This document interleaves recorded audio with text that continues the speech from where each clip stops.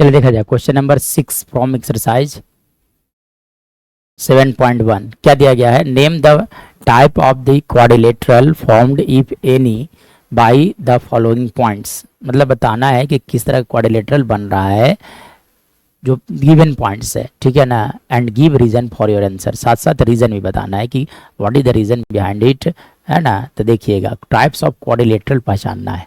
तो सबसे पहले बात अगर मैं बात करूं सेकंड नंबर में, तो सेकंड नंबर में क्या दिया गया था कि 3-4 पॉइंट्स दिए गए हैं। सपोज मैं किसी भी तरह का एक क्वाड्रिलेटरल बना लेता हूँ, है ना। सपोज कर लेता हूँ ये पॉइंट ए है, this is -3,5।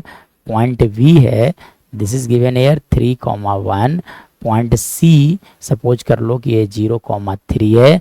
Point D suppose कर लो आप ये दिया गया है -1, -4।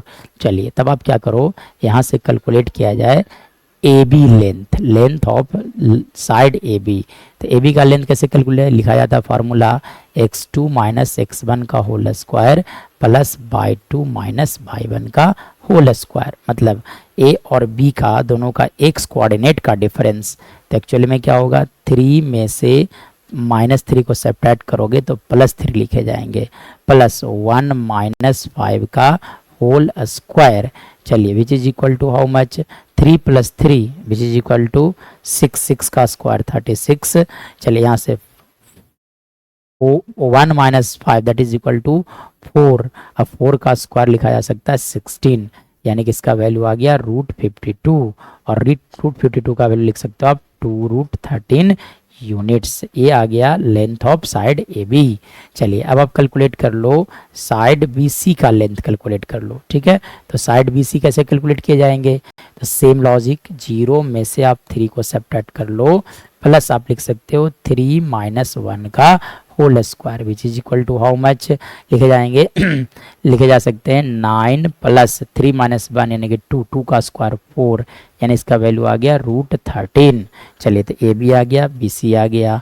अब आप कैलकुलेट कर लो ए सी, क्या कैलकुलेट कर लेना, ए सी नहीं सॉरी सी डी, क्या कैलकुलेट कर लो सी डी। तो सी डी कैसे लिखे जाएंगे, √x2 - x1 यानी कि 0 + 1 का होल स्क्वायर प्लस देखो 3 में से 4 गए, यानी कि जब सब्ट्रैक्ट करते हैं तो साइन चेंज किया जाता है, ठीक है। चलिए यानी कि सी डी का वैल्यू आ गया, आप लिख सकते हो 1 का स्क्वायर दैट इज 1। चलिए और इसके बाद देखो 3 + 4 विच इज इक्वल टू 7, 7 का स्क्वायर 49, यानी कि सी डी का वैल्यू आ गया √50। कितने आ गए, √50। और √50 को आप लिख सकते हो 5√2, सॉरी क्या लिखा जा सकता है 5√2 लिखा जा सकता है। मतलब यहाँ से आप लिख सकते हो 5√2 यूनिट्स। चलिए सी डी आ गया। अब आप कैलकुलेट कर लो ए डी। चलिए आ जाए, ए डी का लेंथ कैसे निकालोगे, तो √x2 - x1। चलिए ए डी कैसे निकालोगे, तो -3 में से -1 सब्ट्रैक्ट करोगे तो -3 एज इट इज, -1 का साइन चेंज +1। चलिए सेकेंड क्वाड्रेंट जो लिखाएगा उसका साइन चेंज कर देना है, 5 एज इट इज, -4 का साइन चेंज यानी कि +4 का होल स्क्वायर। मतलब यहाँ से आप क्या पढ़ते हो कि लिखा जा सकता है -3 का स्क्वायर यानी कि -2 का square plus 5 + 4 which is equal to 9 का स्क्वायर। मतलब आप लिख सकते हो 4 + 81 और इसका वैल्यू आ गया √85।